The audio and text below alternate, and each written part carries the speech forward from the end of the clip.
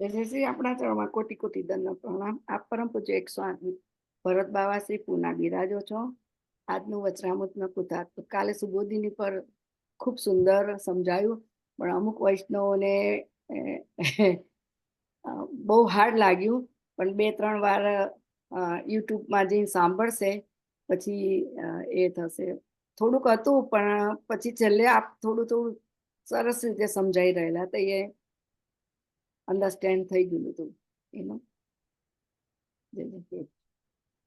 હમણાં પણ કોઈને કઈ પ્રશ્નો હોય આજનું શરૂ કરતા પહેલા તો આપણે પહેલા લઈ લઈએ અને પછી આગળનું.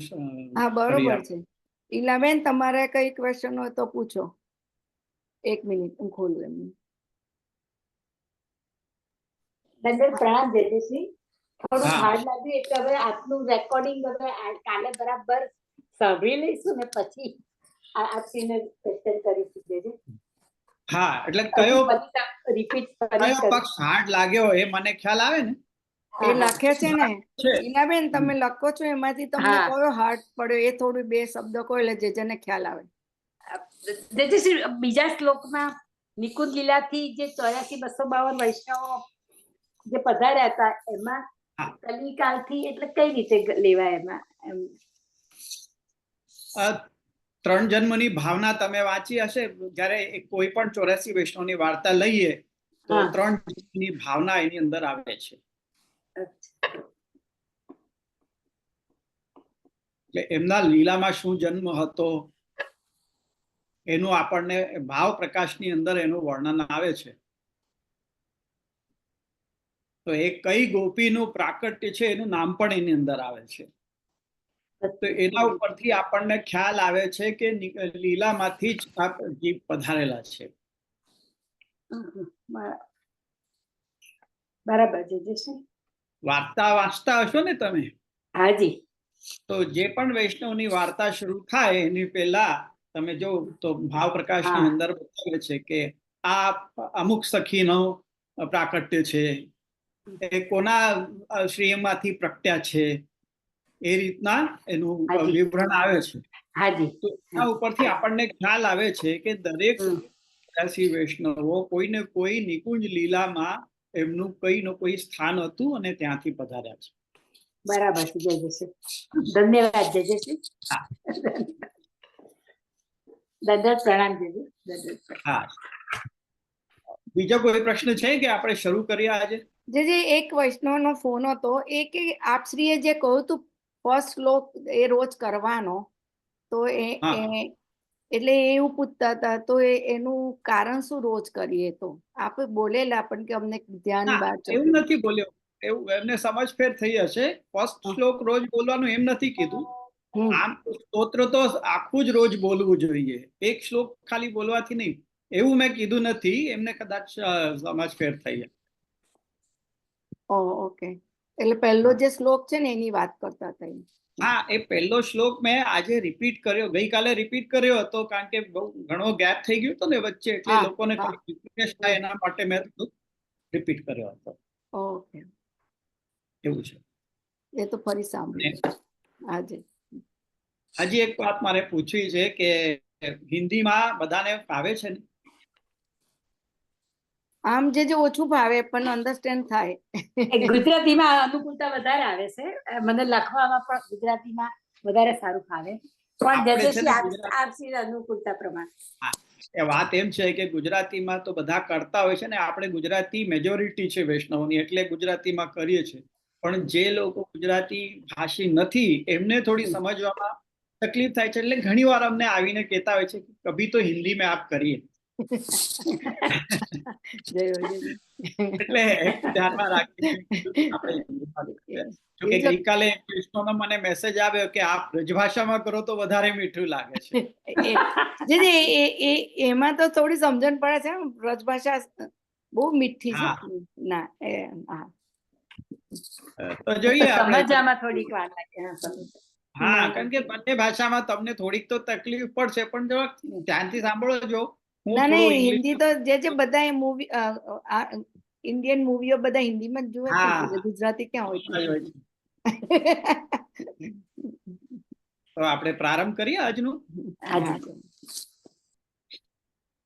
નમો ભગવતે તસ્મૈ કૃષ્ણાય અદ્ભુત કર્મણે रूप नाम विभेदेन जगत क्रीडति यो यतः स्वामिनी भाव गौरस्य स्वस्वरूपं प्रपश्यतः कटाक्षैर्विठ्ठलेशस्य श्यामता चित्रितं बहु स्वस्मिन्नुभय भावेन स्वेषामुभय रूपतां स्पष्टं बोधयितुं गौरश्याम श्री विठ्ठलेश्वर सौंदर्यं निजगद्गतं प्रकटितं स्त्रीगूढ़ भावात्मकं पुंरूपंच पुनस्तदंतर्गतं प्राविशत स्वप्रिये संश्लिष्टावभयोर्बभौ रसमयः कृष्णो हि साक्षिकं रूपं तत्त्रितयात्मकं परमभिध्येयं सदा वल्लभ श्रीवल्लभ प्रतिनिधिं तेजोराशिं दयार्णवं गुणातीतं गुणनिधिं श्रीगोपीनाथमाश्रये सायं कुञ्जालयस्थासनमुपविलसत् स्वर्णपात्रं सुधौतं राजद्यज्ञोपवितं परितनुवसनं गौरमं भोजवक्त्रं प्राणानायम्य नासापुटनिहितकरं कर्णराजद्वमुक्तं वन्देर्ध्वोन्मीलिताक्षं मृगमदतिलकं विठ्ठलेशं सुभीक्षम्.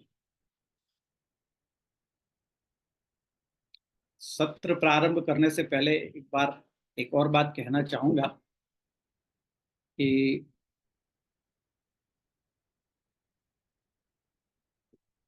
आप लोगों को थोड़ी सी कठिनाई हो रही होगी. विषय भी थोड़ा कठिन है ही, क्योंकि हरिराय जी की भाषा थोड़ी सी क्लिष्ट तो है और सुबोधनी जी के उनमें बारंबार उद्धरण आते हैं जिनको मैं अपनी भाषा में सरल करके समझाने का प्रयास करता हूं, परंतु सुबोधिनी है. नाम भले ही उसका सुबोधिनी हो, लेकिन वो तब तक सुबोध नहीं होती जब तक आचार्य चरणों की कृपा नहीं है. और आज का जो हम पहला श्लोक जो लेने जा रहे हैं उसमें भी यही बात कही जा रही है. तो सर्वोत्तम स्तोत्र का पाठ करने से आप भाव सहित इनके नामों का, अब हम जो देखेंगे ही उनका अर्थ और भाव वो भी समझेंगे ही. तो उनको अर्थ और भाव को समझने के बाद आप सुबोधिनी जी अपने किसी गुरु, जिनके पास भी आप जाते हो, जो भी बालक के पास आप जाते हो, जिनके साथ आपका संपर्क है, उनके साथ बैठकर आप सुबोधिनी जी देखेंगे तो आपको अवश्य स्फुरेगा इसका अर्थ. क्योंकि अकेले आप लेके पुस्तक अगर पढ़ने बैठेंगे सुबोधिनी जी तो आपको समझ में नहीं आएगी. वो भाषा उसकी कठिन है, उसके लिए वो थोड़ा आप ये समझ लीजिए कि थोड़ी ग्रेजुएशन लेवल से ऊपर की बात है. तो अभी आप यदि प्राइमरी लेवल पे हैं या फिर आप बाल बोध के लेवल पे हैं, मतलब आप नर्सरी लेवल के हैं, तो आपको उसको समझने में थोड़ी कठिनाई तो होगी. लेकिन इस परंपरा से यदि हम जाएंगे, आप पहले प्रकरण ग्रंथ लीजिए, षोडश ग्रंथ लीजिए, उसके बाद आप वाद ग्रंथ प्रारंभ करिए, उसमें भी आप प्रमेय रत्नार्णव जैसे ग्रंथ उनको आप देखेंगे तो उनमें सारी टर्मिनोलॉजीज जो जो हमने यहाँ पे आचार्य चरण यहाँ पे रखते हैं सुबोधनी जी में, उन सब की आपको समझ आएगी. और उसके बाद आप सुबोधनी जी आप गुरु के समीप बैठकर देखेंगे तो आपको अवश्य उसका अर्थ स्फुरण होगा. बस ये एक खास बात कहनी थी. तो अपन आज का ये सत्र प्रारंभ करते हैं. हमने कल 3 श्लोकों तक ले लिया था और आज हम चौथा श्लोक आरंभ करने जा रहे हैं. तीसरे श्लोक में कहा गया था कि दया निज महात्म्यम करिष्यन् प्रकटम हरि वाण्या यदा तदा स्वास्यम प्रादुर्भूतं चकारहि. अर्थात आपने ठाकुर जी को ये दया उपजी अपने जीवों पर, इसलिए आपने अपने मुखारविंद स्वरूप आचार्य चरणों का प्राकट्य भूतल पर करवाया, जिससे वाणी द्वारा आपका महात्म्य अपने भक्तों तक पहुंचे. तो वाणी द्वारा महात्म्य भक्तों तक पहुंचाने के लिए मुखारविंद का प्राकट्य आवश्यक है और उसके लिए ही आपने आचार्य चरणों का प्राकट्य भूतल पर कराया. अब करा तो दिया, अब ये चौथे श्लोक में, इसके प्रारंभ में उत्थानिका में एक शंका उठाई जा रही है हरिराय जी। आप ये समझ लीजिए उत्थानिका क्या है। जो भी श्लोक के पहले जो भी कुछ एक्सप्लेनेशन आता है उस श्लोक के प्रारंभ में, इंट्रोडक्शन यूं समझो आप, उसे उत्थानिका कहते हैं। जो पंक्ति श्लोक के पूर्व में एक जो पंक्ति आती है, जो श्लोक को उठाने के लिए, उत्थान का अर्थ होता है उठाना, यानी अगले श्लोक का सब्जेक्ट जो है उसको उठाया जा रहा है, तो इसलिए उत्थानिका कहते हैं। तो उस पंक्ति को उत्थानिका कहा जा रहा है। तो इस उत्थानिका में, चौथे श्लोक की उत्थानिका में ये प्रश्न उठाया जा रहा है कि ठाकुर जी ने आचार्य चरणों का प्राकट्य भूतल पर करवाया, किंतु प्रश्न ये है कि नाम कहने की क्या आवश्यकता है। सर्वोत्तम सूत्र में क्या है, आचार्य चरणों के नाम ही तो हैं, तो उसके लिए नाम कहने की क्या आवश्यकता है, स्वरूप ही कह देते। स्वरूप कहने से भी काम चल जाता। तो उसके समाधान के लिए अगला श्लोक कह रहे हैं कि नाम कहने की आवश्यकता इसलिए है कि तदुक्तम अपि दुर्बोधम सुबोधम स्याद यथा तथा तन्नाम अष्टोत्तर शतम प्रवक्ष्यामि अखिलाग। आचार्य चरणों का प्राकट्य तो करवा दिया, यहां तद शब्द जो आया है तदुक्तम में, आपके प्राकट्य, आपके मुखारविंद स्वरूप के द्वारा उक्त, तदुक्त का अर्थ है आपके मुखारविंद स्वरूप आचार्य चरणों द्वारा कहा गया। तदुक्तम अपि दुर्बोध, कहा गया है, परंतु जो यदि वो दुर्बोध भी है तो क्या, तदुक्तम अपि दुर्बोधम सुबोधम स्याद यथा, आपका कहा हुआ दुर्बोध भी हो तो वो सुबोध जिस प्रकार से हो जाए, तन नाम अष्टोत्तर शतम प्रवक्ष्यामि, आपका कहा हुआ जो दुर्बोध है वो सुबोध जिस प्रकार से हो जाए, उस प्रकार से आपके 108 नाम कह रहा हूं। यहां प्रवक्ष्यामि कहा है, वक्ष्यामि न कहकर प्रवक्ष्यामि कहा है, प्रकर्षेण वक्ष्यामि। जिस किसी शब्द के आगे प्र उपसर्ग लगा दिया जाए, इसे उपसर्ग कहते हैं। जैसे एक शब्द है वक्ष्यामि और उसको एक उपसर्ग लगाया प्र, तो उसका जो वक्ष्यामि का एक महत्व बढ़ जाता है।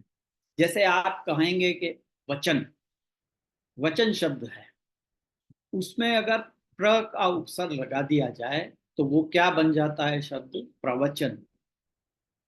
यहाँ प्रवचन कहने से वचन से ज्यादा भार या वचन शब्द से ज्यादा महत्व प्रवचन का हो जाता है, ये आप सभी समझते हैं।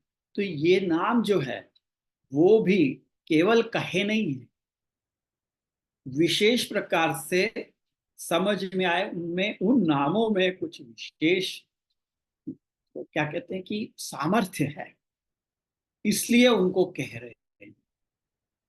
वो क्या सामर्थ्य है, तन्नामाष्टोत्तर शतम प्रवक्ष्यामि अखिलाघ हृत। ये अखिलाघ हृत, ये जो है वो उन नामों का विशेषण है। अखिल अघ हृत, ये 3 शब्दों से बना हुआ ये एक समास है। अखिल का अर्थ होता है संपूर्ण, सभी, और अघ का अर्थ होता है पाप या अपराध। तो अखिल अघ हृत, हरण करने वाला। आपके ये जो 108 नाम हैं, ये संपूर्ण अपराध पाप सबका हरण कर लेने वाले नाम। तो ये तो हुआ श्लोक का अर्थ। अब हम देखते हैं कि श्री हरिराय जी क्या विवेचन करते हैं इसमें। जैसे कि श्रीमदाचार्य चरणों ने ही आज्ञा की है, हरिराय जी प्रारंभ में ही आचार्य चरणों के कहे हुए कुछ वाक्यों का यहाँ पे उदाहरण दे देते हैं। तद दुरापत्तेपि तदाशया तद भजनमेव कर्तव्यम। अब यहाँ पे मैं आपको एक स्क्रीन शेयर करता हूँ, ये सुबोधनी जी का वाक्य है। आप स्मिता बेन મને शेयर स्क्रीन કરવાનું अलाउ करो, एबल करो। જે એક મિનિટ આપને મેં હોસ્ટ હું જોઈ લઉં જે જશે આપને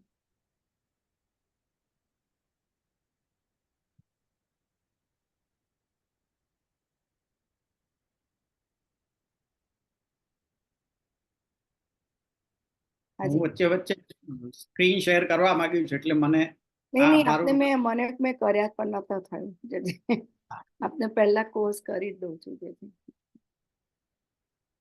હા, તો હવે આ એક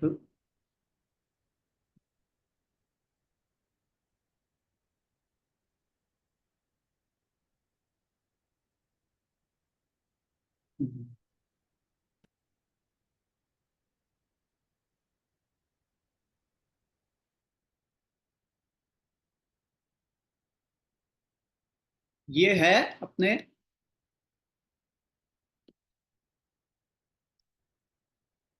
सुबोधनी जी का वाक्य। ये सुबोधनी जी है उद्धव गीत की। उद्धव गीत यानी जो उद्धव जी ब्रज में पधारे ठाकुर जी का संदेश लेकर ब्रज भक्तों के पास, तब आप उन्हें अपना एक संदेश कहा।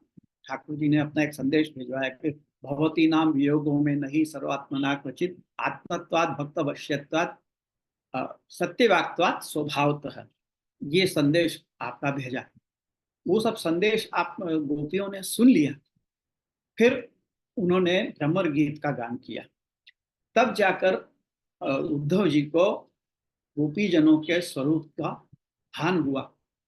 और जब आपकी सब कृतियां देखी, गोपीजनों की ब्रज भक्तों की कृति देखी, ब्रज भक्तों की दिनचर्या देखी, समझे कि ये तो संपूर्ण कृष्णमय हो गई, इनको तो सर्वात्म भाव सिद्ध हो गया है। तो आपको, उद्धव जी को तब ये लगा कि मैं यहाँ पे उपदेश देने नहीं, भगवान ने मुझे यहाँ पे उपदेश प्राप्त करने के लिए भेजा है, तो ये गोपीजन तो मेरी गुरु हैं। ये मानकर उन्होंने गोपीजनों की स्तुति करी, ब्रज भक्तों की स्तुति करी। वो स्तुति जो है वो 6 श्लोकों की है। आप बहुत से आप लोग जानते होंगे ही। एता परम तनुभृतो भुवि गोपबद्धो गोविंद एव निखिलात्मनि रूढ़ भावा वांछन्ति यन भवभ्यो मुनयो वयम च किम ब्रह्म जन्म भी अनंत कथा रसस्य। ये पहला उसका श्लोक है कि ये तो परम तनुधारी हैं, भूतल पर शरीर धारण करने वालों में श्रेष्ठ। क्यों? क्योंकि इन्होंने कृष्ण का अनुभव इस देह द्वारा प्राप्त किया हुआ है और इनको ऐसे उच्च भाव की प्राप्ति हुई है, तो ये सबसे अधिक श्रेष्ठ हैं। और फिर अंत में वो कहते हैं वंदे नंद ब्रजस्त्रीणाम पाद रेणु अभीष्टशा यासाम हरिकथोद्गीतम पुनाति भुवनत्रय। एक आप, और वहां पे वो इच्छा करते हैं उद्धव गीत में कि उद्धव जी के इन गोपी जनों के चरण रज की रेणुएं मुझे प्राप्त हों, उसके लिए मुझे व्रज में कहीं पर लता गुल्म औषधि कोई भी स्वरूप मिल जाए तो मैं अपने आप को धन्य मानूंगा। तो इस तरह से वो कहते। तो इसमें जो प्रथम श्लोक है उसमें क्वेमा स्त्रियो वनचरीर व्यभिचार दुष्टा, दूसरा श्लोक है क्वेमा स्त्रियो वनचरीर व्यभिचार दुष्टा कृष्णे कुचेश परमात्मनि रूढ़ भावा। इस श्लोक की सुबोधनी जी में श्री ठाकुर महाप्रभु जी ऐसी आज्ञा कर रहे हैं कि आप यहाँ देखो, मेरा कर्सर जहां जा रहा है वहां आप ध्यान दीजिए कि भगवान धर्म मार्गाचारवता कृत्या विषय राग पूर्ति पूर्वकम तदुक्त नियम स्था कृतवान। यहाँ पे ये महाप्रभु जी ये ऐसी आज्ञा कर रहे हैं कि इनको व्यभिचार दुष्टा इसलिए कह रहे हैं, गोपीजनों को व्यभिचार दुष्टा इसलिए कहा जा रहा है कि जीव के वास्तविक पति, संपूर्ण जो भी जगत में आता है वो सभी जीवों के वास्तविक पति तो भगवान ही हैं। पति से अर्थ है यहाँ पे स्वामी, और स्वामी सब जीव मात्र के भगवान ही हैं, क्योंकि भगवान का ही अंश है सब जीव। भगवान अंशी हैं और जीव अंश हैं, इसलिए स्वाभाविक पति बाय डिफॉल्ट अगर कोई पति है, अगर कोई स्वामी है तो वो भगवान ही हैं। तो आचार्य चरणों का कहना ऐसा है कि ये गोपियां जिन्होंने अन्य गोपों को अपना पति मानकर उनके साथ रह रही हैं, वास्तव में ये व्यभिचार है, क्योंकि भगवान को छोड़ के ये पति भजन किसी और के उसमें कर रही हैं, इसलिए वो व्यभिचारी हैं, ऐसा कह रहे हैं।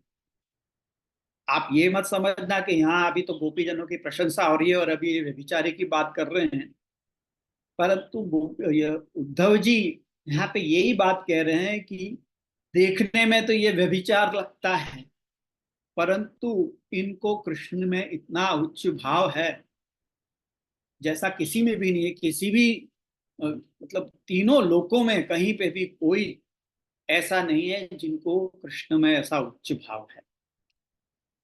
तो उसके लिए यहाँ पे ये कह रहे हैं श्री महाप्रभु जी इस पंक्ति में कि अतस्तद दुरापत्वेपि तदाशया तद भजनम अन्य भजन रहितम पूर्वद्भिरेव सर्वैः स्थेयम इति भक्ति मार्ग निष्कर्ष। भगवान की प्राप्ति यदि दुर्लभ भी हो तो भी अतस तद दुरापत्वेपि, भगवत प्राप्ति दुर्लभ हो तब भी उनकी आशा से, उनकी प्राप्ति की आशा से, तदाशया तद भजनम अन्य भजन रहितम पूर्वद्भिः एव सर्वैः स्थेयम।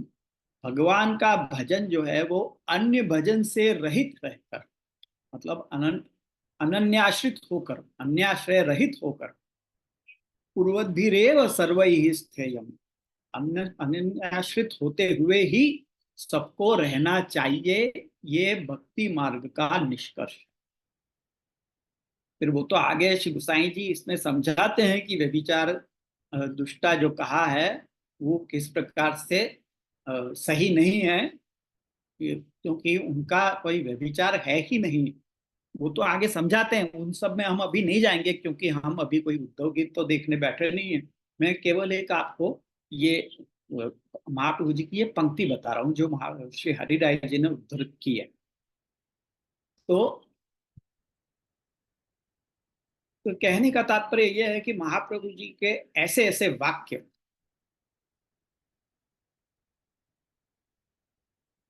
और इसके साथ ही 10वां स्कंद के 18वें अध्याय के 5वें श्लोक में भी महाप्रभु जी ने अमुक ऐसे ऐसे वाक्य दिए हैं। संन्यास निर्णय में भी कहा है कि अन्याश्रय के त्याग पूर्वक भगवत सेवादि करना है, परंतु भगवत सेवा अन्याश्रय के त्याग पूर्वक कहा है, परंतु जिस भाव सहित सेवा करनी है अपनों में उस भाव का अज्ञान है। जो अपने जीव हैं, महाप्रभु जी के जो निजजन हैं, उनमें उस भाव का ज्ञान नहीं है कि जिस भाव से सेवा तो सब करते हैं, पर जिस भाव से करनी चाहिए वो भाव नहीं है, उसका ज्ञान नहीं है उनको। तो अपनों में वो भाव का अज्ञान होने से आपकी कृपा के बिना आपके वचन दुर्बोध हैं। आपने सुबोधनी जी, नाम तो उसका सुबोधिनी है, परंतु वो कोई इतनी सुबोध नहीं है, दुर्बोध हो जाती है अगर भगवान आचार्य चरणों की कृपा न हो तो। इसलिए आचार्य चरणों की कृपा आवश्यक है। जब तक आप कृपा करके नहीं जनावेंगे तब तक हमको आपके वचनों का बोध नहीं होगा। ये तो सबने ही जाना है कि कमला जी ने क्या कहा था महाप्रभु जी के को, जब ठाकुर जी ने पधार के ब्रह्म संबंध की आज्ञा की थी तो आचार्य चरणों ने उनसे पूछा कि दमला तेने कुछ सुन्यो? तो दमला जी ने क्या कहा, सुन्यो परंतु समझो नहीं।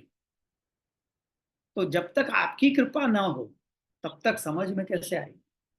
तो महाप्रभु जी जो भी आज्ञा कर रहे हैं सुबोधनी जी में अथवा जो षोडश ग्रंथ इत्यादि में, उसमें वो जो भाव है जिसका अज्ञान हमको है, जो हमको ज्ञान नहीं है, उस कारण से आपके वचन हमारे लिए दुर्बोध हो जाते हैं। और ऐसे जो आपके दुर्बोध वचन हैं वो सुबोध हो जाए, उसके लिए उस प्रकार से आपके 108 नामों का प्रकर्ष रूप से कथन यहाँ किया जाता है। आपके नाम जो यहाँ पे कहे जा रहे हैं, उन नामों का पाठ करने से आपकी कृपा जीवों पर होगी। केवल पाठ करने से नहीं, परंतु भाव सहित पाठ करने से। अब हम जब इन एक एक नामों को देखेंगे तो उनके भावों को भी समझेंगे, भगवत कृपा से, आचार्य चरणों की कृपा से। जब उन भावों को समझेंगे तब हम जब सर्वोत्तम स्तोत्र का पाठ करेंगे तब वो एक मैकेनिकल नहीं होगा। तब हमको उन नामों का भाव ध्यान में आएगा। जब हम आनंद कहेंगे तो आनंद का अर्थ क्या है, परमानंद कहेंगे तो उसका क्या है, कृपा निधि कहेंगे तो उसका अर्थ क्या है, उसका भाव क्या है, ये सब हमको समझ में आएगा। तो जब उनके भावों को हम समझ के पाठ करेंगे तो आचार्य चरणों की कृपा हम पर अवश्य होगी, और तब आपके जो दुर्बोध वचन है वो भी हमारे लिए सुबोध हो जाएंगे। इसलिए इन नामों का प्रकर्ष रूप से कथन यहाँ किया जाता है। प्रकर्ष रूप से मैंने पढ़ा, उपसर्ग का आपको अर्थ तो बता ही दिया है। तो एक साधारण नाम नहीं है, परंतु ये अलौकिक नाम है, और इसलिए जब उनको कहा जा रहा है तो वो एक प्रवक्ष्यामि, मतलब मैं उनका प्रवचन, ये प्रवचन हो जाता है। तो जिनका बोध हमारे जीवन के लिए बहुत लाभदायी होगा, ऐसा ये ग्रंथ है, ऐसा ये स्तोत्र है। तो अब प्रश्न ये होता है कि ये कैसे कैसे होता है। तो बताते हैं कि आपके ये जो नाम है वो अखिलाग हृत है। तो कैसे नाम पढ़ने से ही कैसे सब सुबोध हो जाएगा, आचार्य चरणों की कृपा कैसे हो जाएगी, ये प्रश्न है। तो ये जो नाम है आपके, ये कैसे हैं, अखिलाग हृत हैं, सर्व पापों का हरण करने वाले। अखिल का अर्थ है जो सर्व कुछ, जितने भी, यानी अखिल। और जो कोई भी उपाय से अगम्य है, अर्थात भगवत प्राप्ति में प्रतिबंध रूप ही हैं। हमारे ऐसे ऐसे अपराध होते हैं कि जिनके कारण भगवत प्राप्ति में प्रतिबंध आता है। अपराध में आप कह लो काम, क्रोध, लोभ, मोह, मद, मत्सर इत्यादि से जनित जो अपराध हमारे हो जाते हैं, उन अपराधों के चलते भगवत प्राप्ति में प्रतिबंध आ जाता है। जैसे वो रामदास जी की वार्ता में कहा है ना कि उन्होंने कह दिया कि 2 बेड जल्दी संकेल ले, नहीं तो वैष्णव ले जाएंगे। ये उनका अपराध हो गया, और उस अपराध के कारण भगवत प्राप्ति में प्रतिबंध आ गया।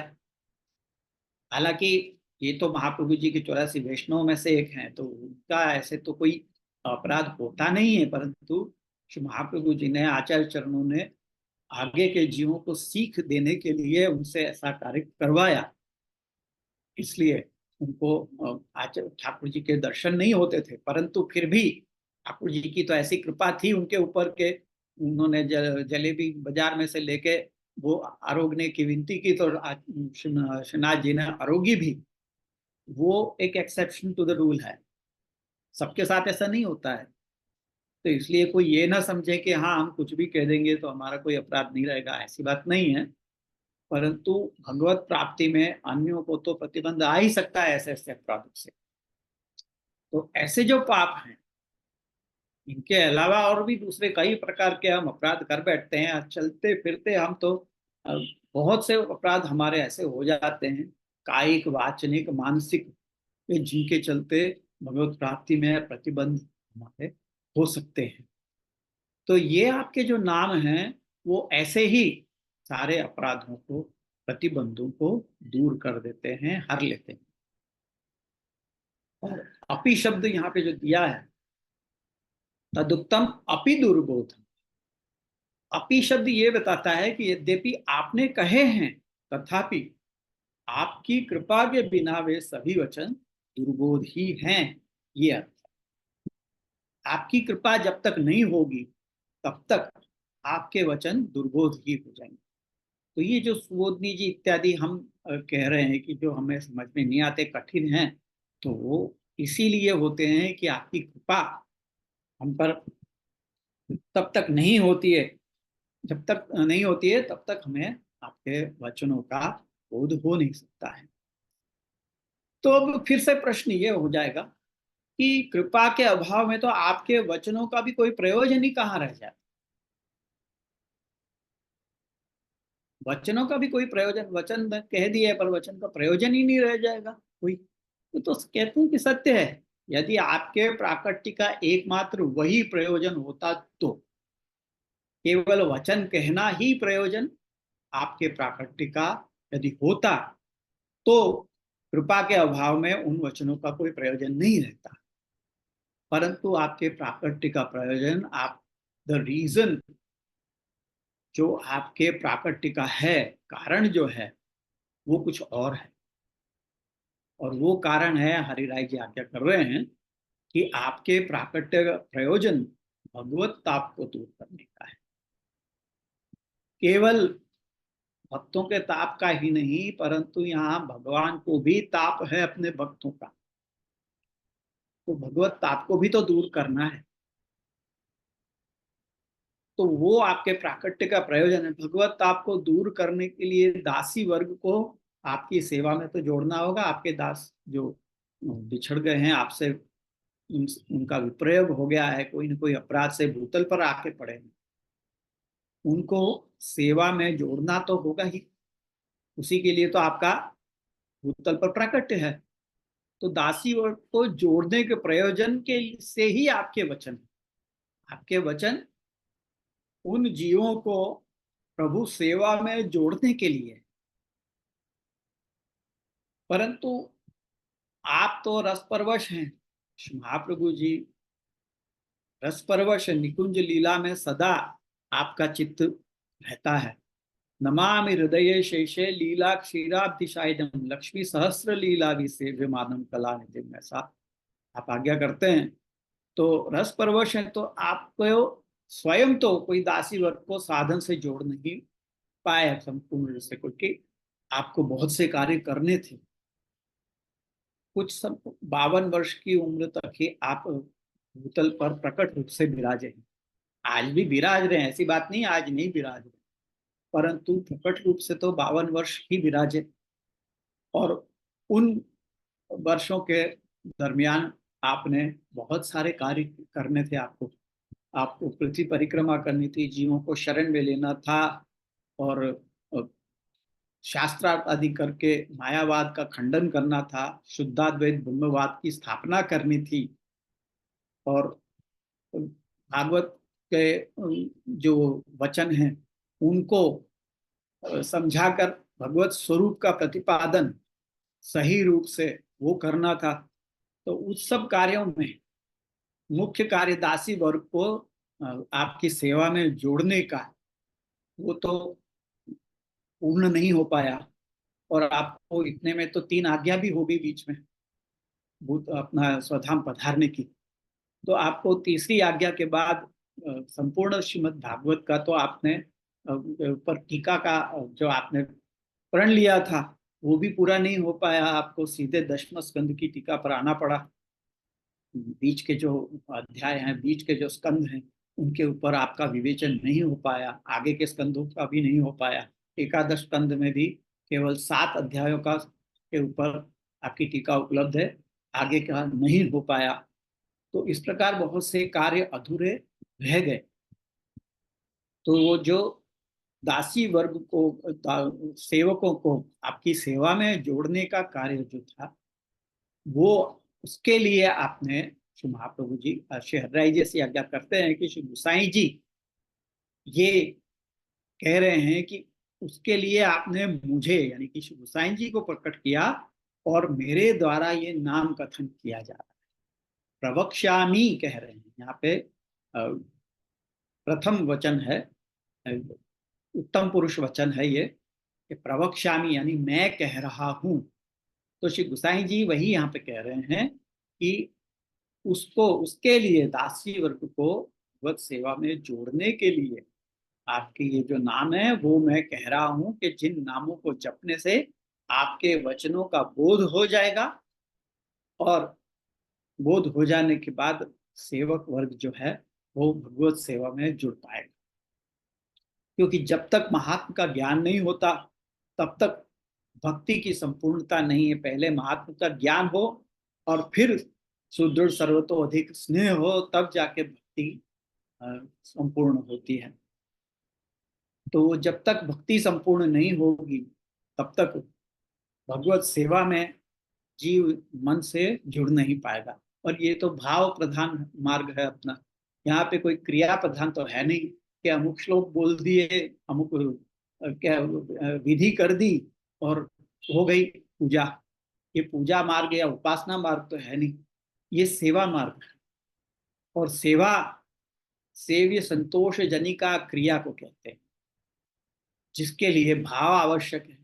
जब तक कोई प्रेम पूर्वक भाव पूर्वक वो क्रिया नहीं करेगा तब तक प्रभु अंगीकार नहीं करेंगे। प्रभु तो केवल भाव के आग्रही हैं, विधि के या मंत्र के आग्रही नहीं है। प्रभु केवल भाव से ही वश में होते हैं। पूर्ण पुरुषोत्तम प्रभु की बात है, अन्य विभूतियों की बात नहीं है। पूर्ण पुरुषोत्तम प्रभु तो केवल और केवल भाव से ही वश में किए जा सकते हैं, प्रेम से ही वश में किए जा सकते हैं। तो उसके लिए ये नाम कहे जा रहे हैं कि जिनके कहने से आचार्य चरणों की कृपा होगी और उस कृपा के द्वारा वो भाव की प्राप्ति होगी, ये अर्थ है। तो अब ये है कि अष्टोत्तर शत नाम कहने का तात्पर्य क्या है, क्यों 108 नाम। तो उसका तात्पर्य कहीं पर ऐसे कहा गया है कि असंख्यातम च यद जप्तम तद जप्तम निष्फलम भवेत। जो जप असंख्य किया जाए तो वो निष्फल हो जाता है। एक संख्या तो होनी चाहिए कोई, इसलिए 108 की संख्या रखी गई है। 108 के लिए तो बहुत सारे अनेक वो भाव भी कहे गए हैं उसके, परंतु यहाँ मुख्यतः श्री हरिराय जी ऐसी आज्ञा कर रहे हैं कि 8 तो मुख्य स्वामिनियां हैं। प्रभु की जो 8 स्वामिनियां हैं तो मुख्य वो 8 उनकी संख्या हो गई, और शत संख्या जो है वो प्रभु की सखियों की है, यानी 100 सखियां प्रभु की, ये ऐसा कहा गया है। तो श्री गुसाई जी द्वारा रचित जो हम अष्टपदी गाते हैं फागुन के दिनों में, उनका पहला जो वाक्य है, पहला जो पहली कड़ी है वो आप याद कीजिए। उसमें क्या कहा गया है, व्रज युवती शत संगे हरि। शत यानी 100 व्रज युवतियों के संग हरि यहाँ विहार कर रहे हैं, ऐसा उसका अर्थ है। तो यहाँ शत शब्द, शत की संख्या दी गई है।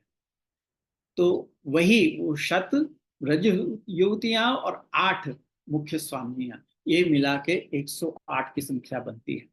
तो इस प्रकार से ये नाम भी 108 हैं, क्योंकि हम गोपीजन वल्लभ की सेवा में जा रहे हैं, इसलिए उनका नामों का संबंध भी संख्या से भी गोपीजनों के साथ, स्वामी जियों के साथ तो होना ही चाहिए। इसलिए 108 की संख्या यहाँ पे कही गई है। तो इस प्रकार 108 की संख्या का यहाँ पे कारण बता के अब अगले श्लोक की उत्थानिका में आप आज्ञा कर रहे हैं हरिराय जी कि इस प्रकार नाम का प्रयोजन क्या, और अब ऋषि क्या है वो कहते हैं कि कोई भी स्तोत्र जब कहते हैं तो उस स्तोत्र के कोई न कोई दृष्टा होते हैं, उनके ऋषि होते हैं। ये ऋषि शब्द क्या है, दृष्टा क्यों कहते हैं उनको, तो दृष्टा इस अर्थ में कहते हैं कि वे जो नाम जो हैं वो सारे के सारे अलौकिक हैं। यह आधि भौतिक नाम, आध्यात्मिक नाम है, आधि दैविक नाम है। तो आधि दैविक नामों का अपना एक स्वरूप भी होता है। ये नाम भी भगवान के जैसे ही रूप नाम रूप और आकार वाले, तो इसलिए रूप और आकार वाले यदि हों तो उनको देखने वाले भी होने चाहिए। आप और मैं तो नहीं देख सकते, उनको देखने वालों की दृष्टि भी अलौकिक होती है। इसलिए जिनकी अलौकिक दृष्टि होती है उनको दृष्टा कहा जाता है, वो ही दृष्टा है। जैसे श्री गोपीजन, वो भी वास्तविक दृष्टा है। दर्शन करने वाले तो गोपीजन ही हैं। अक्षरवताम फलम इदम न परम विदाम कहने वाले की जो भगवत स्वरूप का दर्शन कर सकें वो वास्तव में दृष्टा है। इसलिए ये नाम भी भगवत स्वरूप के समान ही अलौकिक हैं, अलौकिक स्वरूप वाले हैं, अलौकिक इनका आकार है, तो इनके भी कोई न कोई दृष्टा होते हैं। तो जो भी सारे नाम होते हैं, नामावली जहाँ पे भी होती है, उन स्तोत्र का कोई न कोई दृष्टा होता है जो इन नामों के दर्शन करके उनको कहते हैं। इसलिए यहाँ पर भी ऋषि इत्यादि कहने चाहिए। तो ये इस श्लोक के अंदर वही कहे गए हैं, ऋषि अग्नि कुमारस्तु नाम छंदो जगत्यसौ श्री कृष्णास्यम देवता च बीजम कारुणिक प्रभु। यहाँ 4 वस्तुएं कही गई है इस श्लोक के अंदर। कोई भी स्तोत्र हो तो उसका एक दृष्टा होना चाहिए, ये तो हमने देखा। वो कोई ना कोई छंद में बद्ध होना चाहिए स्तोत्र। तो वो छंद कौन सा है ये कहना जरूरी है। फिर उसके बाद आता है देवता कौन है इस स्तोत्र के। स्तुति ही स्तोत्र होते हैं, तो स्तुति किसी न किसी देवता के है, तो इस स्तोत्र के देवता कौन है, किसकी स्तुति हो जाएगी, तो देवता कहना आवश्यक है। और इसका फल विनियोग भी कहा जाना चाहिए, फल भी कहा जाना चाहिए। तो वो सारा अब हम इस श्लोक में देखेंगे। तो ऋषि अग्नि कुमारस्तु नाम छंदो जगत्यसौ श्री कृष्णास्यम देवता च बीजम कारुणिक प्रभु। इसका बीज क्या है वो भी इसमें कहा जा रहा है। बीज यानी क्यों ये स्तोत्र की रचना की गई, इसके पीछे का तात्पर्य क्या है, वो इस श्लोक में अंदर कहेंगे। यहाँ पे तू शब्द आया है सबसे पहले, आप देखो तो ऋषि अग्नि कुमारस्तु। ऋषि तो अग्नि कुमार है। तो ये जो तू शब्द है वो अन्य शंका का निवारण कर देते हैं। भाई कौन सी शंका, और शंका के निवारण में तू शब्द का उपयोग कैसे सार्थक होगा ये आप पूछोगे। तो उसका समाधान ये है कि तू शब्द जो है वो श्री गुसाई जी में मानुष भाव के दर्शन होने पर भी अग्नि कुमारत्व के स्थापन के लिए दिया गया है। कि गुसाई जी हमको मानुष भाव में दिखाई दे रहे हैं, मानुष तनु धारण किए हुए दिख रहे हैं, मनुष्य जैसे आकार स्वरूप वाले हमको दर्शन हो रहे हैं। इससे ये नहीं समझना चाहिए कि आप हम जैसे हैं, मनुष्य जैसे मनुष्य आकार हैं, ऐसे नहीं है। आप में अग्नि कुमारत्व है, आप अग्नि कुमार हैं। जैसे अग्नि कुमारिकाएं हैं वैसे आप भी अग्नि कुमार हैं, ये बताने के लिए तू शब्द दिया है। ऋषि तो अग्नि कुमार हैं, आप उनको ऐसा समझो, साधारण मत समझो, वो तो ऋषि हैं, ये कहने के लिए यहाँ तू शब्द दिया गया है। अगर हमको आपके स्तोत्रकर्ता के स्वरूप का ज्ञान नहीं होगा तो आपके स्वरूप का अज्ञान पाठकर्ता को रहेगा। और जब तक अज्ञान रहेगा, हम महात्म्य को, जो स्तोत्र करता है उसके भी महात्म्य को अगर हम नहीं जानेंगे तो उनके ही महात्म्य को नहीं जाना तो उनकी कृति का महात्म्य हम कैसे समझेंगे। इसलिए उनका महात्म्य भी आवश्यक है जानना। जैसे कात्यायनी व्रत में कुमारिकाओं ने सर्व से अज्ञात जो मंत्र प्रकट किया था, कात्यायनी व्रत का प्रसंग आता है श्रीमद् भागवत दशम स्कंद के अंदर। उनमें जो कुमारिकाएं थी वो सुबह कार्तिक मास में और सवेरे उठ के और वो कात्यायनी देवी का पूजन करने के लिए यमुना तट पे आती थी। यमुना जी की वालुका से ही वो देवी का स्वरूप बना के और एक स्तोत्र कहती थी, एक वाक्य श्लोक कहती थी कि कात्यायनी महाभागे महायोगिन्यधीश्वरी नंद गोप सुतम देवम पतिम मे कुरु ते नमः। तो ये जो मंत्र है वो कहीं किसी अन्य पुराण में या स्मृति में या वेद में कहीं पे भी कहा नहीं गया है। ये एक गुप्त मंत्र है जिसका वो कहती थी, जिसको प्रकट किया उन्होंने। तो उससे उनमें अग्नि कुमारत्व का बोध होता है। वो भाई कुमारिकाओं को इतनी कहाँ से ये सब ज्ञान हो गया? तो ये कैसे सिद्ध होगा कि वही अग्नि कुमार हैं जो रामचंद्र जी के अवतार के समय में वन में तपस्या कर रहे थे और वहां रामचंद्र जी पधारे और आपको देख के उन अग्नि कुमारों में वो भाव उत्पन्न हुआ और कहा कि आप हमारा अंगीकार करो। तब रामचंद्र जी ने कहा कि अभी तो तुम्हारा पुरुष अवतार है और मेरा भी मर्यादा पुरुषोत्तम का अवतार है, इसलिए इस जन्म में तो नहीं, इस अवतार में तो नहीं, पर कृष्ण अवतार में सारस्वत कल्प में तुम कुमारिकाओं के रूप से वहां पे प्रकट होगे और तब मैं भी प्रकट होऊंगा पूर्ण पुरुषोत्तम स्वरूप से और तब मैं आपका अंगीकार करूंगा। तो वो ऋषि कुमार जो थे वो अग्नि कुमार थे। तो उनका बोध हमको कैसे हो कि ये वही है? तो उनके ये कुमारिकाओं द्वारा जब ये श्लोक ये प्रकट किया गया, मंत्र प्रकट किया गया, तो उससे पता चलता है कि वो जो कुमारिकाएं हैं वो अग्नि कुमार, वो अग्नि कुमार तो उनके अंदर है। तो जैसे उससे पता चलता है वैसे ही यहाँ पे भी आप में अलौकिकत्व का बोध नहीं हुआ तो नामों के जप का फल नहीं मिल पाएगा। इसलिए आपका भी अलौकिकत्व यहाँ पे पता चलता है तू शब्द से कि आप अग्नि कुमार, ऋषि अग्नि कुमार। तो ये भाव है। और भी कहते हैं कि यदि कोई वस्तु निर्दोष हो तब भी मूर्ख अज्ञानियों को उसमें दोष की स्मृति होती ही है। जो अज्ञानी मूर्ख होते हैं उनको तो निर्दोष वस्तु में भी दोष की स्फूर्ति होती ही है।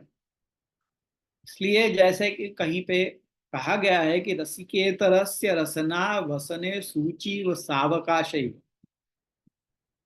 कि रस से अनजान के लिए रसना यानी कि जीवा का उपयोग वस्त्र में सुई के समान सावधानता से किया जाना चाहिए। यानी जैसे सुई सावधानी से वस्त्र के अंदर आप सीने का काम करने के लिए प्रवेश करती है जिससे कि वो फट न जाए, वस्त्र खराब न हो जाए, तो ऐसे ही जो रस से अनजान है उनके, रसिकेतर जो जन हैं उनके आगे अपने जिह्वा का भी उपयोग बहुत सोच समझ के करना चाहिए। तो अब शंका ये होती है कि अग्नि कुमारत्व के लिए यहाँ पे ब्रजवधुओं के समान प्राकट्य क्यों नहीं किया? गोसाई जी के रूप में प्राकट्य क्यों हुआ, ब्रजवधुओं के समान प्राकट्य क्यों नहीं हुआ? ये कोई शंका कर सकता है। तो राय जी उसका समाधान करते हैं कि जिस प्रकार भगवान की बाल लीला, मुग्ध भाव लीला मानुषी है, जो आपने ब्रज भक्तों के मनोरथ पूर्ण करने के लिए की, उसी प्रकार से प्रभु चरण की ये सेवक मनोरथ पूर्ति के लिए मानुष लीला है कि आपको सेव्य सेवक का भाव प्रकट करना था। इसलिए आज श्री गोसाई जी की ऐसी ये सेवक मनोरथ पूर्ति के लिए मानुषी लीला है।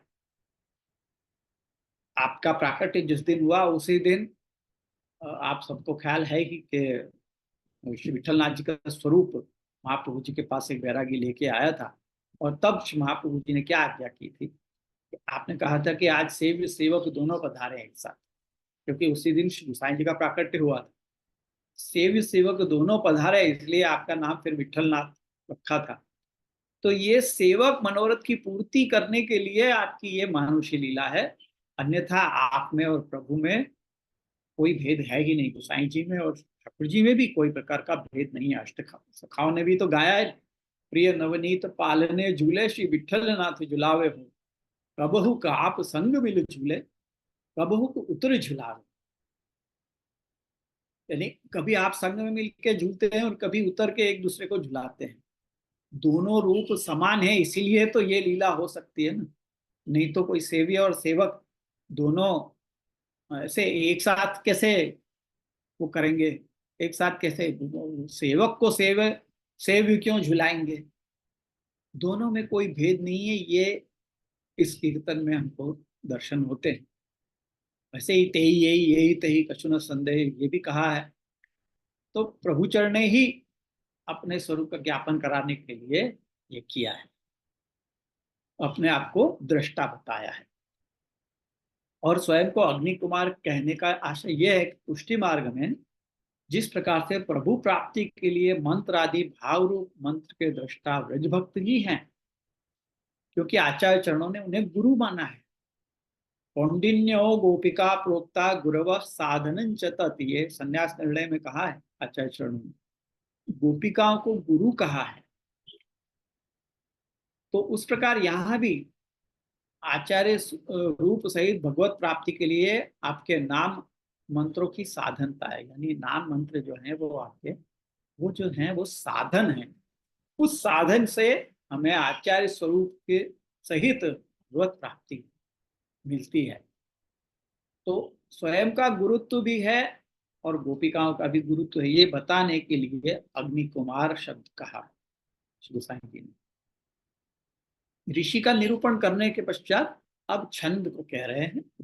नाम नाम छंदो जगत्यस्व, इन नामों का छंद जगती है, अथवा नामों का जगत में जो अनुष्टुप छंद प्रसिद्ध है वही यहाँ भी है। अनुष्टुप छंद है, ये जो नाम है ये अनुष्टुप छंद में बंद। अनुष्टुप छंद की ये एक विलक्षणता है कि उसमें हर एक 8 अक्षरों के बाद ब्रेक आता है।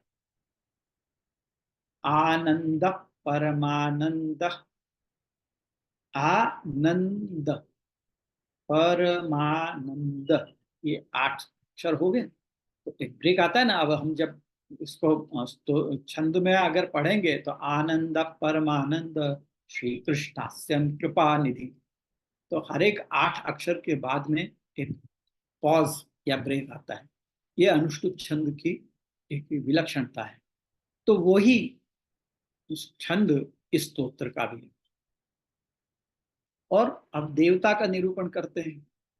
श्री कृष्णास्यम देवता च, अर्थात इसके देवता श्री कृष्णास्य हैं।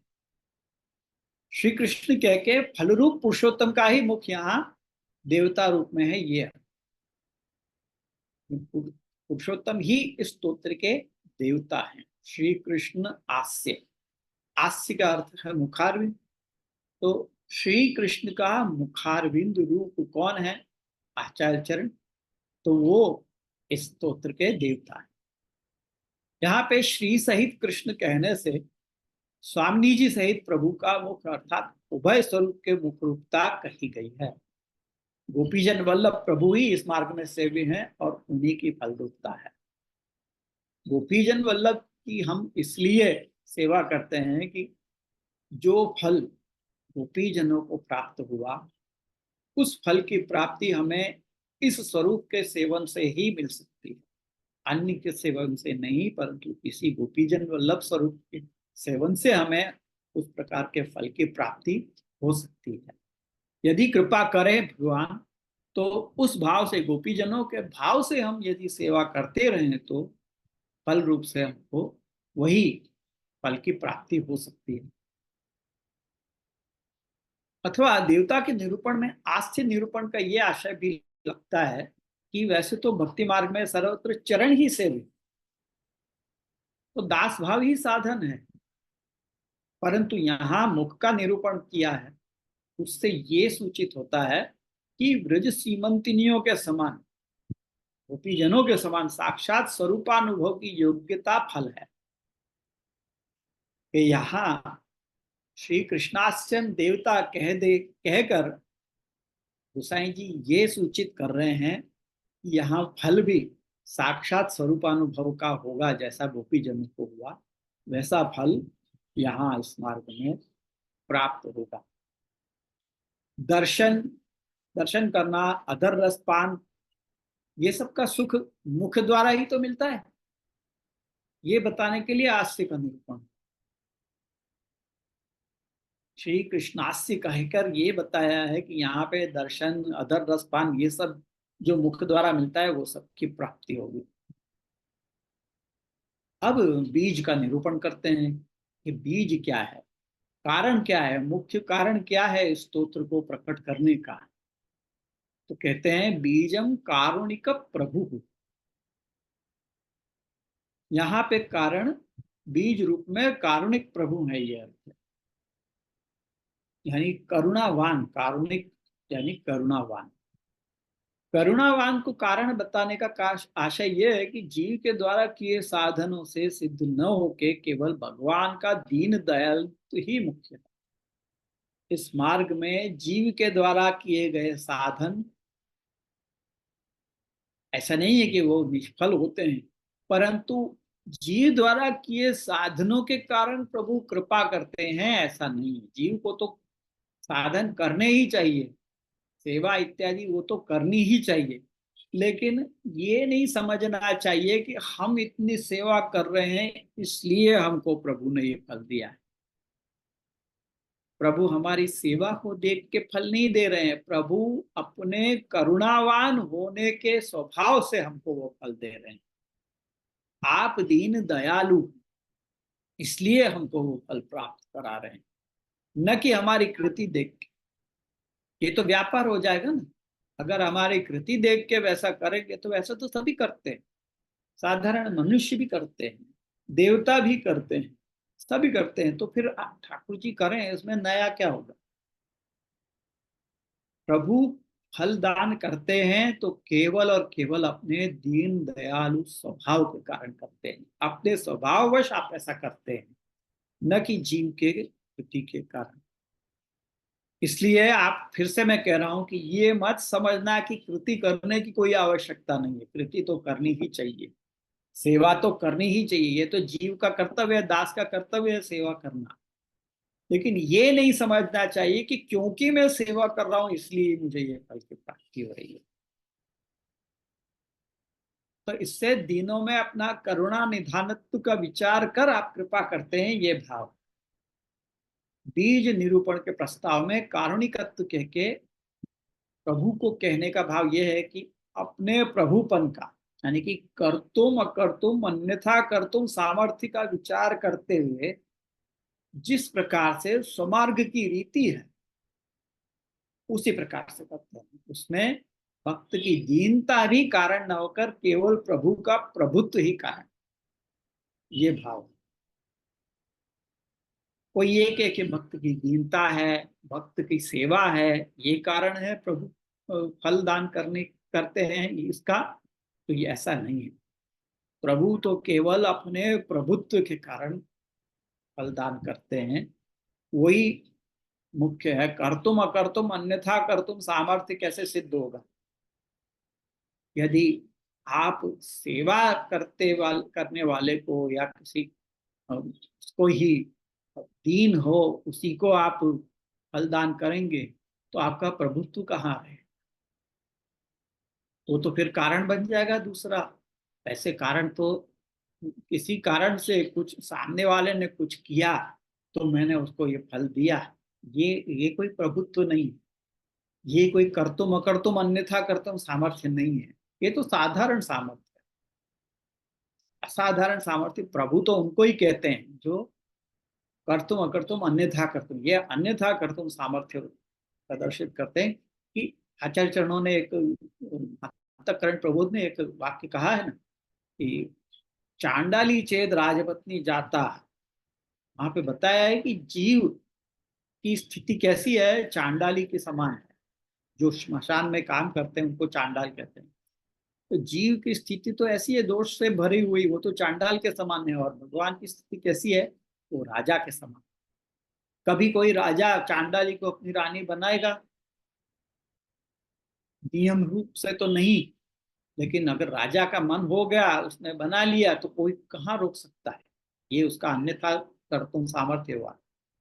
तो जीव को अंगीकार करने में यदि भगवान इच्छा करें तो भगवान की इच्छा को कौन रोक सकता है?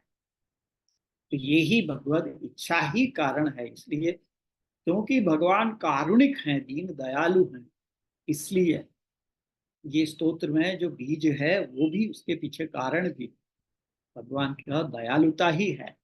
श्री गुसाई जी की दयालुता है कि आप ऐसे नाम प्रकट कर रहे हैं कि जिनको स्तोत्र का पाठ करने से सारे अपराध क्षमा हो जाते हैं और आचार्य चरण की कृपा हम पे होती है। ये आपकी कारुणिकता है। अब बीज का निरूपण करने के पश्चात अब इस स्तोत्र का विनियोग निरूपित करते हैं, कहाँ पे इसका उपयोग है, इसकी यूटिलिटी बताते हैं। वो कहते हैं विनियोगो भक्ति योग प्रतिबंध विनाशने कृष्णाधरामृता स्वाद सिद्धि अत्र न संशय। इसमें इस श्लोक में विनियोग और फल ये दो वस्तुएं बताई गई। भक्ति योग में जो भी प्रतिबंध आते हैं उनका विनाश करने में स्तोत्र का विनियोग है, ये अर्थ है। योग अर्थात भक्ति का संयोग, जहां भगवान ने संयोगात्मिका भक्ति अर्थात भगवान से संयोग करा देने वाली भक्ति, भगवान से संयोग कराने वाली भक्ति में प्रतिबंध वो क्या है, स्त्री भाव का न होना। ये अब ये स्त्री भाव क्या है, और मन में उस स्वरूप का अभाव होना, ऐसे प्रतिबंध का विनाश करने में इसका उपयोग। इस स्तोत्र का जप करने से वो भाव अवश्य होता है, स्त्री भाव यानी भोग्य भाव, प्रभु के प्रति। प्रभु भोक्ता है, प्रभु सबके भोक्ता है। ये इस जगत का, इस संसार का, जो भी कहो यूनिवर्स का, ये कहाँ से प्रकट हुआ, भगवान ने अपने भीतर से प्रकट किया है। क्यों प्रकट किया है, तो अपने लीला के लिए किया है। प्रभु को लीला करने की इच्छा हुई तो ये जगत को प्रकट किया, विविध अलग अलग प्रकार के जीव और पदार्थों के साथ। तो ये अपनी लीला के लिए प्रकट किया, तो भगवान भोक्ता हुए इसके, अपने एंजॉयमेंट के लिए भगवान ने जगत को प्रकट किया है। तो भगवान क्या हुए, भोक्ता हुए, और सब जीव इत्यादि क्या हुए, वो भोग्य हुए, कि जिनका भोग भगवान करते हैं। तो ये जो भोग्य भाव है वो स्त्री भाव है। वो स्त्री भाव का नहीं होना भक्ति मार्ग में प्रतिबंध है। तो उस प्रतिबंध को दूर करने में इस स्तोत्र का उपयोग है। यहां पे नाशने के साथ में वी उपसर्ग लगाया, प्रतिबंध विनाशने। वी उपसर्ग लगाने से उसका यह आशय होता है कि पुनः संग आदि दोष के कारण वो भाव जाता नहीं। ये सर्वोत्तम स्तोत्र का ऐसा प्रभाव है, ऐसा सामर्थ्य है कि जो इस स्तोत्र का पाठ भाव सहित करता है उसके सारे प्रतिबंध ऐसे नष्ट होता हैं कि चाहे फिर कुछ भी हो जाए, संग आदि दोष भी लग जाए, कोई दुसंग आदि भी हो जाए, तो भी ये भाव जो है वो जाता नहीं। ये जो स्त्री भाव है वो जाता नहीं। तो ये उसका विनाशने शब्द जो है, विसर्ग जो लगाया है, उससे ये सूचित होता है कि चाहे कोई भी दोष हो जाए तो भी ये भाव नष्ट नहीं होगा। और विनियोग कहने के बाद इसकी सिद्धि कह रहे हैं, फल सिद्धि कह रहे हैं। फल क्या है, कृष्णाधरामृता स्वाद सिद्धि ही अत्र न संशय। फल रूप कृष्ण के अधरामृत का आस्वादन अर्थात वारंवार पान ही यहाँ सिद्धि है। फल रूप कृष्ण के अधरामृत का आस्वाद, प्रभु ही फल है और आपका अधरामृत का आस्वादन यानी बार बार उसका पान करना, ये इसकी सिद्धि। अथवा जिन्हें कृष्ण के अधरामृत का आस्वाद है, ऐसी स्वामी जी ही सिद्धि अर्थात प्रसन्न होती है। ये अर्थ, आपका दासत्व प्राप्त होना ही आपकी प्रसन्नता है, ये भाव। या फिर हरिराय जी कहते हैं कि कृष्ण का जो अधर है यानी ओष्ठ, उसके अमृत रूप आचार्य चरण, अधर का अमृत रूप आचार्य चरण है, और आचार्य चरणों का आस्वाद अर्थात स्वरूप ज्ञान ही सिद्धि है। ये यानी आचार्य चरणों का आस्वाद यानी कि स्वरूप का ज्ञान, आचार्य चरणों के स्वरूप का ज्ञान हमको इस स्तोत्र का पाठ करने से होती है। और आचार्य चरण कैसे हैं? आचार्य चरण श्री कृष्ण के आधर के अमृत रूप है, ये अर्थ है। और कृष्ण के अधरामृत का आस्वाद प्राप्त होना ही सिद्धि अर्थात भगवत स्वरूप की प्राप्ति फल है। और इस सिद्धि की प्राप्ति तो निश्चित ही है, इसमें कोई संदेह नहीं। ये बताने के लिए न संशय कहा गया है। कृष्णाधरामृता स्वाद सिद्धिरत्र न संशय, इसमें कोई शंका नहीं। ये पूरी गारंटी है श्री गोसाई जी की, ये ऐसे इस फल में आज्ञा कर रहे हैं। और एक और स्त्री भाव जो है, वो मैंने जो कहा, वो स्त्री भाव केवल प्रभु में, केवल भक्त में ही नहीं, परंतु पुष्टि मार्ग की विलक्षणता ऐसी है कि वो स्त्री भाव प्रभु में भी प्रकट होता है। इसके लिए मैं आपको एक और एक स्क्रीन शेयर करना चाहूंगा। एक स्तोत्र है,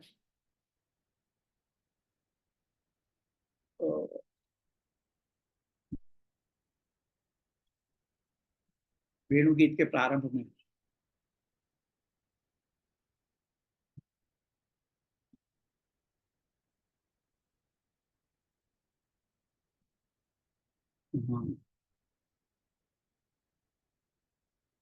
यहाँ पे देखो, ये जो वेणुगीत का जो प्रारंभ है, बरहा पीड़न के बाद में जो छठा श्लोक है, उसके आभास में कहते हैं, उसके पूर्व में आचार्य चरण की पंक्ति है, स्त्री भावो गूढ़ पुष्टि मार्गे तत्वमिति कृष्ण पदार्थ क्वचित विभूत।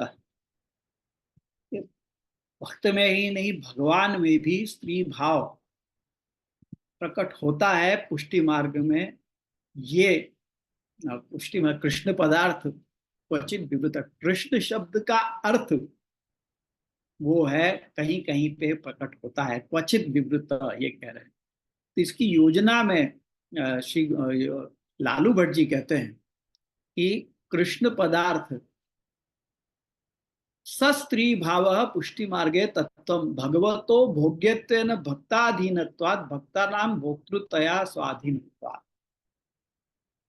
आप कहते हैं कि स्त्री भाव पुष्टि मार्ग में तत्व है, यहाँ पे भगवान भी भोग्य बन जाते हैं और भक्त के अधीन हो जाते हैं। जब भगवान भक्त के अधीन हो जाते हैं, वो भगवान का स्त्री भाव प्रकट होता है। भक्ता नाम भोक्तृतया स्वामी भावा, तो भक्त वहां पे भोक्ता हो जाते हैं और भगवान भोग्य बन जाते हैं।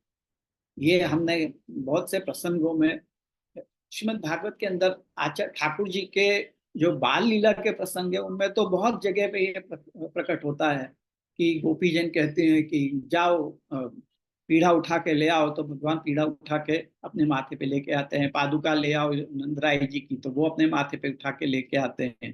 गोपियां कहती हैं कि आप छाछ पीनी है तो आप नाच के दिखाओ।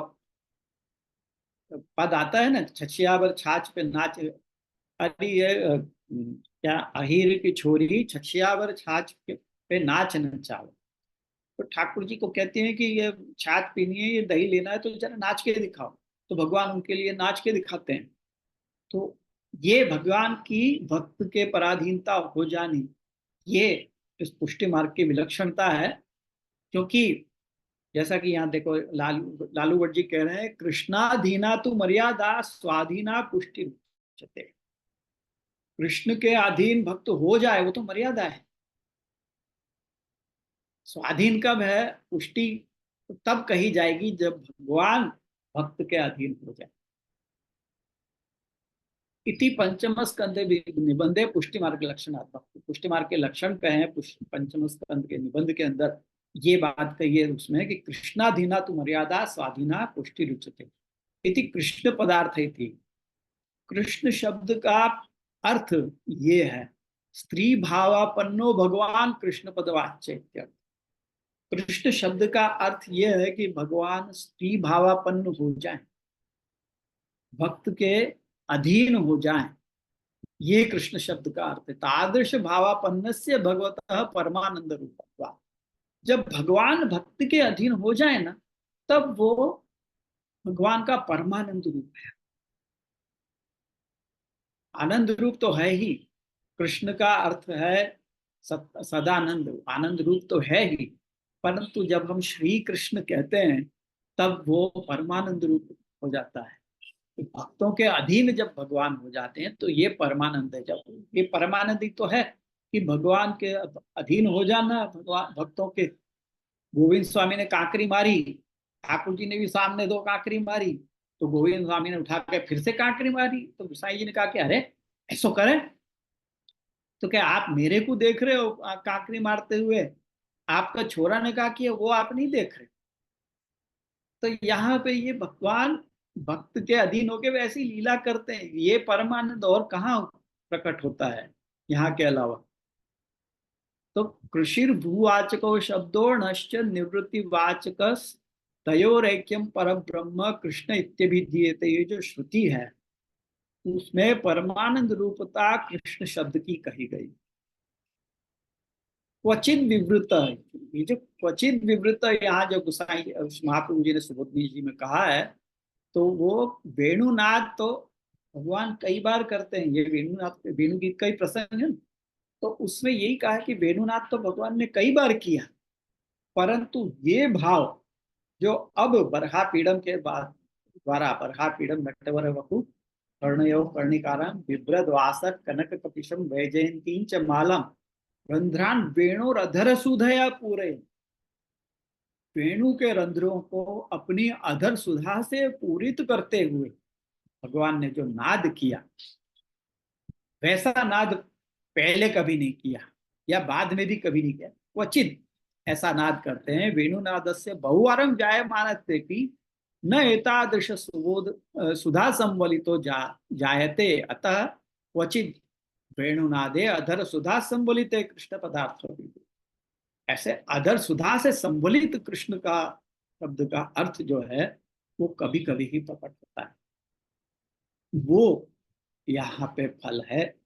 ये कहने का तात्पर्य है कृष्णाधरामृता स्वाद सिद्धि ही अत्र न संशय, ये जो कहा है। तो इतना हम समझ पाए हैं तो कि विनियोग भक्ति योग प्रतिबंध विनाशने कृष्णाधरामृता स्वाद सिद्धि अत्र न संशय। अब इसके बाद फल सिद्धि होगी और नाम कहे जाएंगे, तो वो नाम अब हम अगली बार देखेंगे। आज के लिए हम यहाँ पे विराम करते हैं। स्मिता बेन આજે દંડવત પ્રણામ જે ખૂબ સુંદર આ વૈષ્ણવને ઓપન કરું જે શ્રી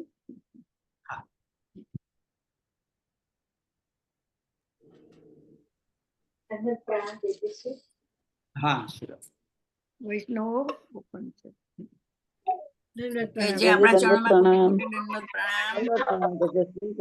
वल्लभाधीश की जय। कोटि कोटि दंडवत प्रणाम जय जय। प्रणाम जय जय श्री जय जय दंडवत प्रणाम। कोटि कोटि दंडवत प्रणाम जय जय।